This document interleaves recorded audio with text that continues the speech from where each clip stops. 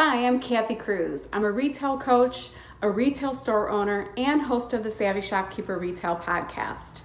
I personally know how busy shopkeepers are, so I like to keep podcast episodes short and sweet. These bite-sized podcast episodes, though, they're full of value because I want to help you work less, profit more, and grow your business. This short video introduction is going to be followed by a podcast episode, so feel free to multitask, especially if you have your AirPods in. But sometimes you're going to want to take notes. And don't forget to subscribe to this YouTube channel so you get notified every time I publish a new podcast episode or a new video. Thank you for watching and thank you for listening. Independent retail business can mean so many things these days.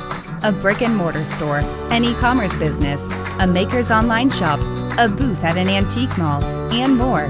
No matter which category you're in, Kathy Cruz, a fellow retail business owner and retail educator, will teach you how to market and manage your business efficiently so you can spend time doing other things you love. Welcome to the Savvy Shopkeeper Podcast. Welcome to episode 79 of the Savvy Shopkeeper Retail Podcast. Are your personal opinions hurting your retail business? I'm your host, Kathy Cruz. So my intention for this episode is to bring to light how our own personal thoughts and opinions can actually affect our businesses, and we may not even realize it. First, I want to start off with a shopkeeper shout out. This one was titled A Wealth of Information. The reviewer said, "This podcast shares so much information all for free. I am a new brick and mortar store owner," and they put in parentheses 6 months, "and strive to learn all that I can. The Savvy Shopkeeper podcast gives insight from those who are in the same boat as me, a priceless value. Thank you." And they didn't include a name, but they included a username. I'm guessing this was on Instagram. Yellow Tulip Design. Yellow Tulip Design. We'll be sure to link the Instagram profile in the show notes, but thank you so much for the 5-star review. I really appreciate it. So before I started to record this podcast episode, I sometimes draft or outline podcast ideas. It could be months in advance, and I feel like this one was a few months ago.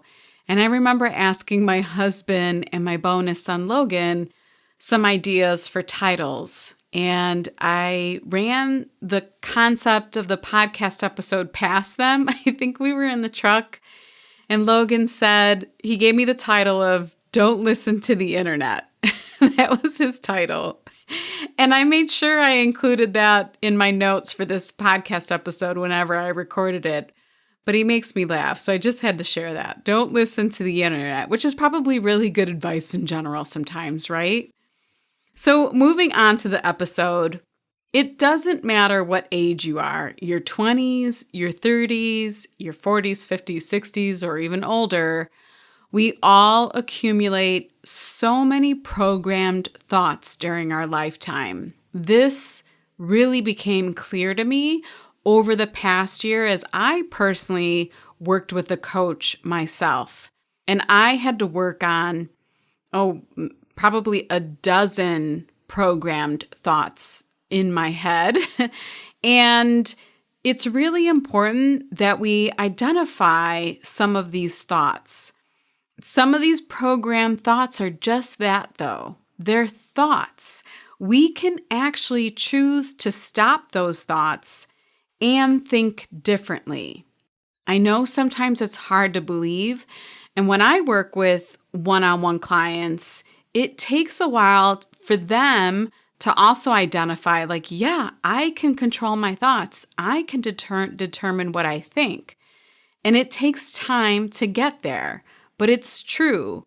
So today I want to talk about some common thoughts where the brain is probably trying to protect you, and maybe it has for many years, but the thoughts might be doing a disservice to your retail business. So I have a whole list of them, and I have a feeling that as I share these, you might even start to identify other similar thoughts or other similar thoughts that maybe lead to not really helping your business. Shopkeepers across the country are expanding and opening up new locations by partnering with Honeycomb. Forward-thinking entrepreneurs like you that created your business for your consumers are unlocking much-needed funding by allowing your community and superfans to invest directly into your growth. To learn more about how community capital can help you open your next location while embracing your ability to market your brand and increase consumer engagement, visit honeycombcredit.com/brand. That's honeycombcredit.com/brand. So it'll make more sense as I share these ideas or the list of thoughts that I have here. Number one is, I don't like marketing pop-ups on a website. They annoy me. So I won't put them on my own store's website. And the result is you lose probably so many email signups. The truth is, pop-ups are an effective marketing tool. I can attest to that. I have pop-ups on both the Savvy Shopkeeper website and my store's website, and they both work. Do they annoy me? Yes, for sure. Sometimes on websites, even more, like there are some websites that they bother me more because of the way they pop up, or you get like 3 back-to-back pop-ups.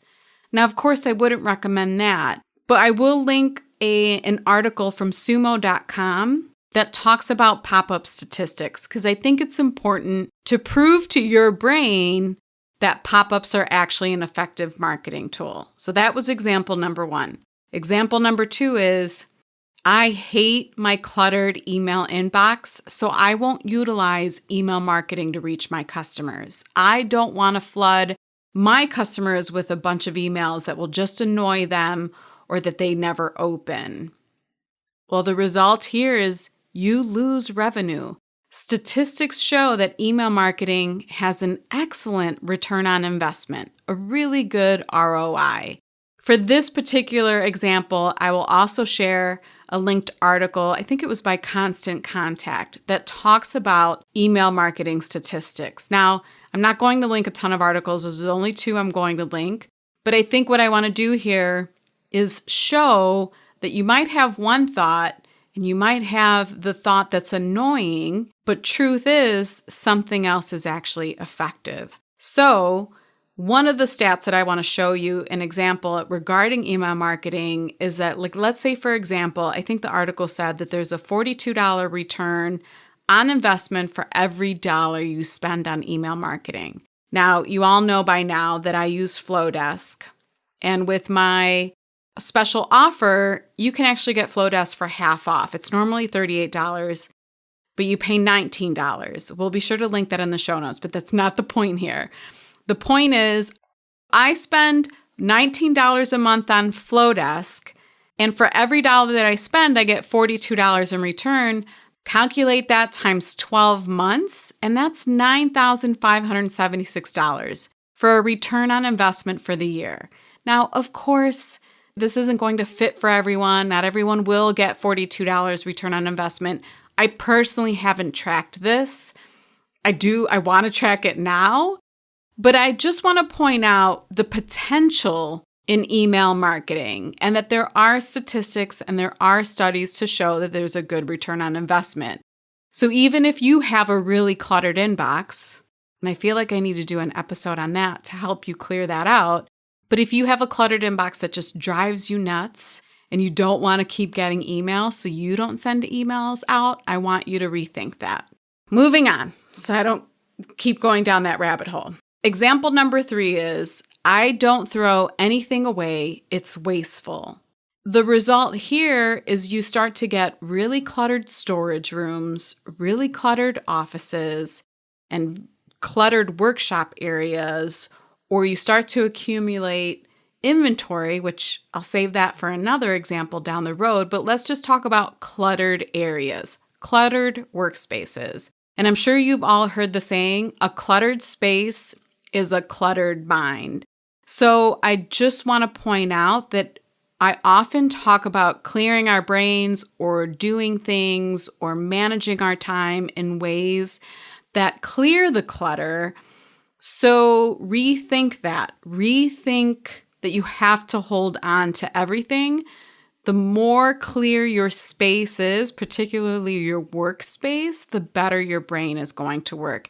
And I'm sure there are studies on that. I'm just not going to link anything, and I didn't find anything, but I am certain there are studies on that prove that a less cluttered space is going to help you work more efficiently.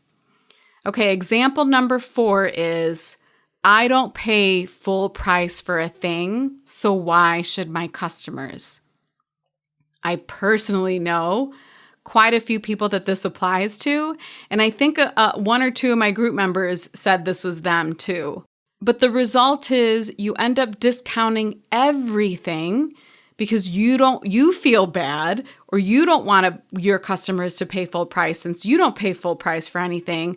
But in the end, that hurts your bottom line. People pay full price, and like me, I pay full price for a lot of things. Do I resent it? Do I hate it? Do I sometimes wish that I could have gotten a better deal? Or do I sometimes see that it went on sale a couple weeks later? Yeah. But for the most part, I don't go back to the retailer and ask for a refund. And yes, of course, you might get that occasional customer, but I don't get mad about it. Do I sometimes think, darn, I missed out on that deal? Yes. But for the most part, consumers don't do that. And plenty of them are willing to pay full price unless you start to train them that you continuously discount everything, and then they're just going to wait for you to discount it. So don't hurt your bottom line because of the way you think or you personally shop. All right, example number 5 is, I don't buy luxury, so why would my customers? And the result is you hurt your profit margin. The more you can make on an item, let's say, for instance, if you sell a bunch of items that you buy at $5 and sell them for $10, that's just a $5 return on that item. But let's say you have a home decor store and you start to buy items that are maybe $25, $30 at wholesale, but you sell them at $70, there's a big difference there. And I'll be the first to say that's something that we did in my own store, probably for our first couple of years, is we bought small in terms of price. And we realized our customers were actually looking for more, and they were actually looking for bigger home decor items.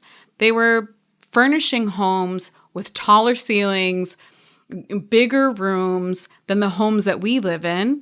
And we had to serve their decorating needs. We couldn't just sit within our own little store in our own little space and our own small minds thinking just buy small and sell small.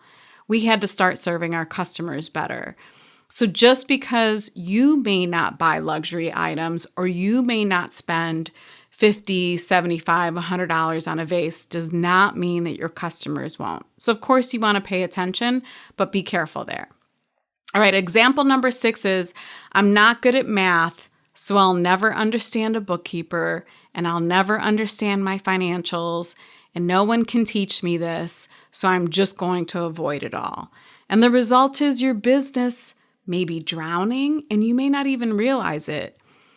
Or you don't understand why you can't pay yourself.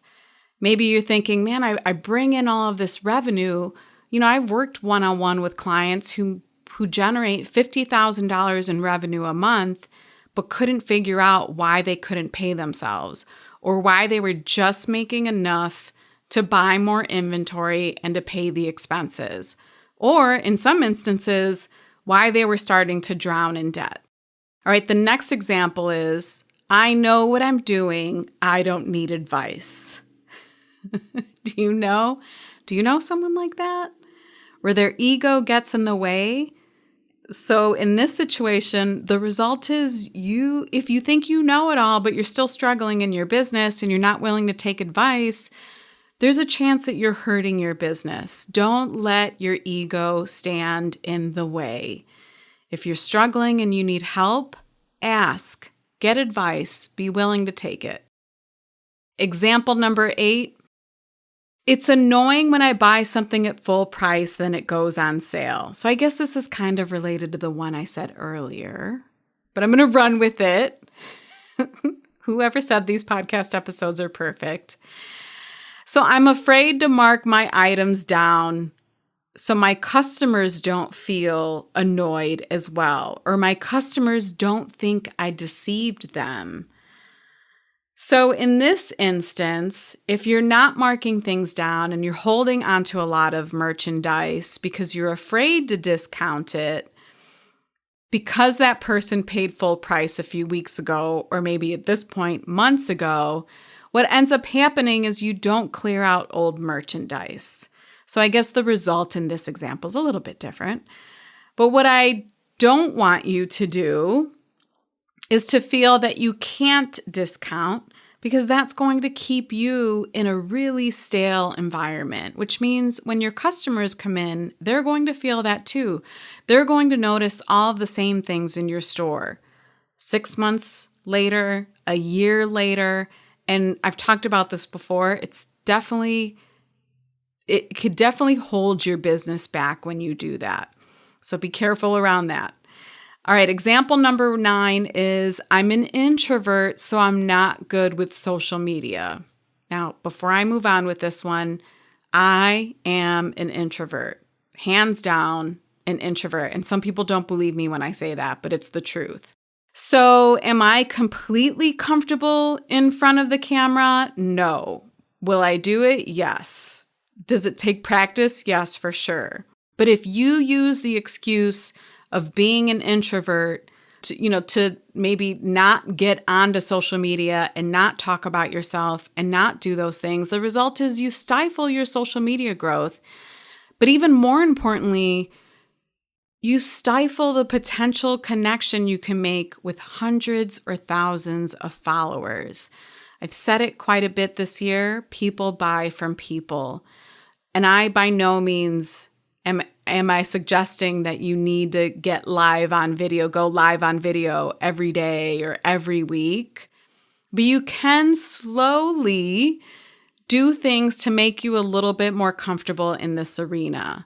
What I don't want you to do is use being an introvert as a crutch, because I know what that's like. So maybe start to implement some changes so that you can grow into showing your face more, talking about yourself more. It is all very possible. And oftentimes it has nothing to do with being an introvert. It usually has to do with some other thoughts or some other things going on. I feel like that could be another episode too. And then number 10 is I hate when people sell to me all the time. So I'm only going to post on Facebook and Instagram 3 times a week. And the result is sporadic posting and poor results on social media. We all know and we all hear it. And I'm sure, again, there are statistics and there's information out there that proves that the more consistent you are, the better. If you're posting every day around the same time, multiple times a day, we all know it helps to do more and show up more on social media. Be careful around the thinking that everything you post has to be selling something. That's really not the case. And if you visit my website now, if you struggle with social media, if you visit my website now, this is pretty funny that I'm going to say this, there will be a pop-up that comes up that offers a freebie that gives you 75 social media posting ideas for retail businesses. So if you struggle around this, please go to my website, savvyshopkeeper.com, and grab that freebie, because you can pin it on your wall, you can pin it in your office, you can keep it in your binder, wherever you look at, wherever you are in terms of doing your work for the store, keep it close by so that you have the list, so that you can be reminded of all the other things you can talk about on social media other than selling a product. So many things, but I get it. Sometimes our minds, we have so much going on. We're thinking of doing so many things. That's why I think the list, and that's why that freebie and that pop-up is so popular, because it helps people get unstuck. So go ahead and grab it. Don't think that you have to post all the time just selling things. You can still post probably, 3 days or 3 times a day. That's 21 times a week. And maybe only a third of those are selling something in your store. You just have to get creative with it. So how can you start to break these thought patterns or these program thoughts? And the first thing that I want to say is don't judge yourself too harshly. And if any of the examples I gave, if I sounded like I was judging you, I don't mean it that way. We all experience it. We all have these program thoughts. But this is the most important point I need to make is just don't judge yourself too much. It happens to all of us. The second thing I want you to do is identify if this is a part of your business that nags you. So for example, the lack of email marketing, is that something that bothers you? I want you to go backward, reverse engineer it. Why don't you email market? Like, why don't you market using emails? And if the thought is, it's because my own email inbox annoys me and I don't want to annoy someone in return, identify that thought and start to change that thought if you want to. If you want to implement email marketing, if you genuinely feel it would be good for your business, then you kind of have to go back and identify what the thought is that leads to you not taking action there. And then maybe spend some time journaling or writing about it. I always feel like putting pen to paper really helps when we're identifying these program thoughts, particularly the program thoughts that we want to change. And this is a really good way where you can actually break that chain. You can break that thought and start to think differently. So I want to share some other maybe business-related thoughts that group members brought up, because I think these are very related, not quite personal thoughts, but I think we can probably identify with some of these.